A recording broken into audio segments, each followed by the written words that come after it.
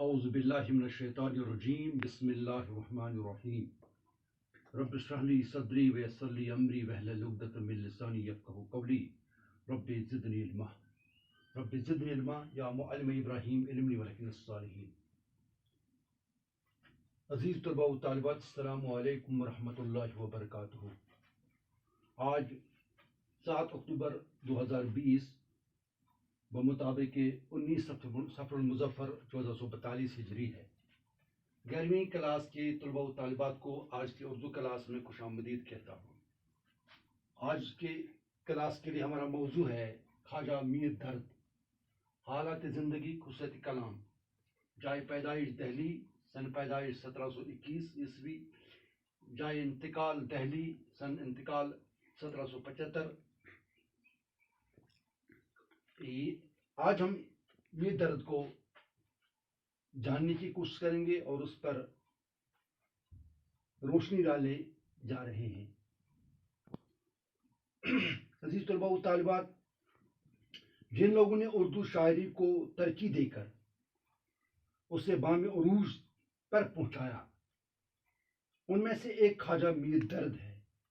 یعنی اردو شاعری کو جو ترقی ملی ہے، اس میں جن شعراء کا رول ہے، حصہ ہے، ان میں اہم رول، اہم بھومکا نبھائی ہے خواجہ میر درد نے۔ خواجہ میر درد 1721 عیسوی میں دہلی میں پیدا ہوئے، یعنی یہ دہلی میں پیدا ہوئے ہیں۔ سن ولادت ان کا ہے 1721 عیسوی۔ خواجہ میر درد، خواجہ میر نام اور درد تخلص تھا۔ اصل اس کا نام خواجہ میر تھا اور درد اس کا تخلص تھا۔ وہ ایک صوفی گھرانے سے تعلق رکھتے تھے، ایک صوفی گھرانے سے، کلندرانہ درویشانہ مزاج ان کے گھر کا تھا، اسی سے تعلق رکھتے تھے۔ ان کے والد خواجہ محمد ناصر اندلیب نام کا شاعر، تو آپ نے اس کا نام سنا ہوگا، یہ بھی ایک مشہور نام ہے، فارسی کے اچھے شاعر تھے۔ یعنی خواجہ میر درد کے جو والد صاحب ہیں وہ خواجہ محمد ناصر اندلیب تخلص کیا کرتے تھے، اور ان کی وہ فارسی زبان کے اچھے شاعر تھے۔ میرے عزیز طلباء و طالبات، خواجہ میر درد نے جس ماحول میں آنکھ کھولی، یعنی جو ماحول اس وقت تھا، جو حالات اس وقت تھا، وہ علمی اور ادبی ماحول تھا۔ یعنی ان کی خوش قسمتی یہ ہے کہ انہوں نے ادبی اور علمی دور میں آنکھ کھولی، یعنی ہر طرف چرچا تھا علم کا، ادب کا۔ خود ان کے گھر میں بڑے بڑے مشاعرے ہوا کرتے تھے، اور ان کا گھر جو تھا وہ مشاعروں کا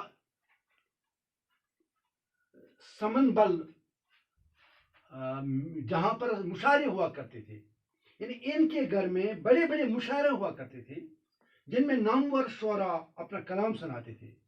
یعنی جب نامور شعراء کسی گھر آتے ہیں، وہاں شاعری ماحول ہے، وہاں کے بچوں پر بھی اس کا اثر پڑتا ہے، وہاں کے جوانوں پر بھی اس کا اثر پڑتا ہے، وہاں کے گھر والوں کے افراد پر، گھر کے افراد پر بھی اس کا اثر پڑتا ہے۔ تو لازمی بات ہے کہ جب اس ماحول میں میر درد نے آنکھ کھولی ہوگی تو ان کو واقعی شاعری کا اثر ہوا ہوگا اور اس کا مثبت اثر پڑا ہوگا۔ درد کا بچپن اسی علمی و ادبی فضا و ماحول میں گزرا۔ اس طرح میر درد کا جو بچپن ہے وہ علمی اور ادبی ماحول میں، ادبی فضا میں گزرا، جس کا انہوں نے براہ راست اثر قبول کیا، اور یہ بھی پیسیو نہیں بلکہ ایکٹو تھے، انہوں نے اس کا اثر قبول کیا۔ اس طرح بچپن سے ہی ان میں شعر و شاعری کا شوق پیدا ہو گیا۔ یہ وجہ ہے ان کے شعر و شاعری کا شوق پیدا ہونے کا، یہ بہت بڑا وجہ ہے، بہت بڑا ذریعہ ہے، کیونکہ ان کے گھر میں مشاعرے، ان کے گھر میں علمی، ان کے گھر میں ادبی محفلیں ہوا کرتی تھی۔ خود اپنے والد کے شاگرد ہوئے، اور یہ اپنے والد کے ہی شاگرد ہوئے۔ ان کے بعد اندلیب صاحب خود شاعر تھے، اور جب میر درد بھی شاعری کرنے لگے تو انہوں نے اپنا شعر اپنے باپ کو دکھانا شروع کیا۔ شاعری و تصوف، علم و دینداری بزرگوں سے ورثہ میں ملی۔ یہ چیزیں ان کو وراثت میں ملی ہیں، یعنی شاعری، تصوف، علم و دینداری بزرگوں سے، ان کے اپنے بزرگوں سے اس کو ورثے میں ملی۔ 15 برس کی عمر میں ایک رسالہ احکام الصلاۃ تحریر کیا۔ یہ ان کا بہت بڑا کارنامہ ہے۔ جب وہ 15 برس کے تھے تو انہوں نے ایک رسالہ نکالا ہے، تحریر کیا ہے، جس کا نام ہے احکام الصلاۃ۔ जिस मजहबी और इल्मी हलकों में जिससे मजहबी और इल्मी हलकों में कदर की निगाहों से देखा गया। यानी इस रिसाले को, अहकाम सलात वाले रिसाले को जो तहरीर किया है मीर दर्द ने, इसको इल्मी और अदबी हलकों ने कदर की निगाहों से देखा और उसको बहुत ही मकबूलियत हासिल हुई।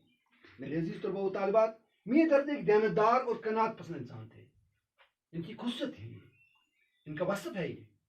अल्लाह की ज़ात इस कदर भरोसा था कि जब दिल्ली बर्बाद हुई, यानी इनको अल्लाह पर भरोसा इतना था कि जब दिल्ली बर्बाद हुई तो तमाम अहले फन और अहले कमाल ने दूसरी जगहों का रुख किया, मगर आप दिल्ली में ही रहे। यानी इसने इतना तवक्कुल किया कि लोग भाग गए, लोगों ने हिजरत की, लेकिन मीर दर्द वाहिद शख्स हैं, वाहिद शायर हैं जिन्होंने दिल्ली में ही क़याम किया। मिजाज की ये खुसूसियात उनकी शायरी में पूरी तरह जलवागर है, और यही खुसूसियत उनकी शायरी में भी जलवागर है, और यही वजह है कि उनकी शायरी में इश्क हकीकी का जलवा गालिब है। यानी इनके शायरी में इश्क हकीकी का जलवा गालिब है।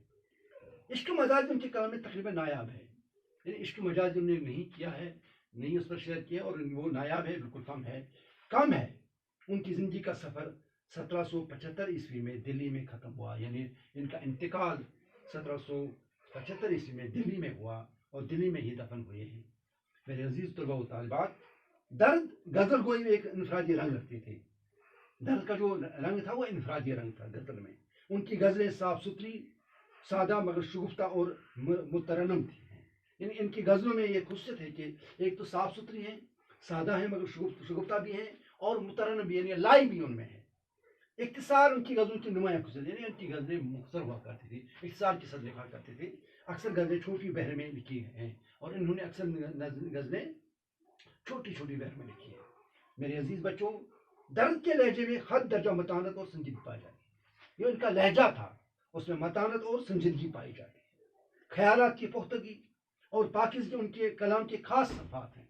ये ख्यालात की पुख्तगी है, ये इनके ख्याल पुख्ता ख्याल हैं, इनके ख्यालात में पाकिज़गी है, इनके कलाम की खास सिफ़ात हैं। तसव्वुफ़ का रंग उनकी शायरी में गालिब है, और तसव्वुफ़ का रंग भी इनकी शायरी में गालिब है। अजीज़ तलबा व तालिबात, मौलाना मोहम्मद हुसैन आज़ाद उनके मतलब फरमाते हैं, यानी मौलाना मोहम्मद हुसैन आज़ाद बहुत बड़े अदीब, बहुत बड़े शायर। इन्होंने मीर दर्द के बारे में लिखा है कि तसव्वुफ़ पर जैसा उन्होंने कहा उर्दू में आज तक किसी ने नहीं कहा। यानी जिस तरह का मीर दर्द ने तसव्वुफ़ पर लिखा है उतना किसी ने नहीं लिखा है। ये कौल है, ये तासुर है मोहम्मद हुसैन आज़ाद का मीर दर्द के बारे में। यानी अजीज़ तलबा व तालिबात, इस तरह आज हमने मीर दर्द को पढ़ने की कोशिश की और समझने की कोशिश की। उम्मीद करता हूँ कि आपने इस नोट को सुना होगा, पढ़ा होगा और समझा होगा। तो मैं आपसे गुजारिश करूँगा कि अपनी किताब को फिर एक बार देखिए, बार देखिए, और आपका राबिता किताबों के साथ रखिए, क्योंकि आपका आने वाला कल बहुत ही खूबसूरत होना चाहिए, ताबनाक होना चाहिए। ये तभी मुमकिन है जब आप मेहनत करेंगे। फी अमान अल्लाह।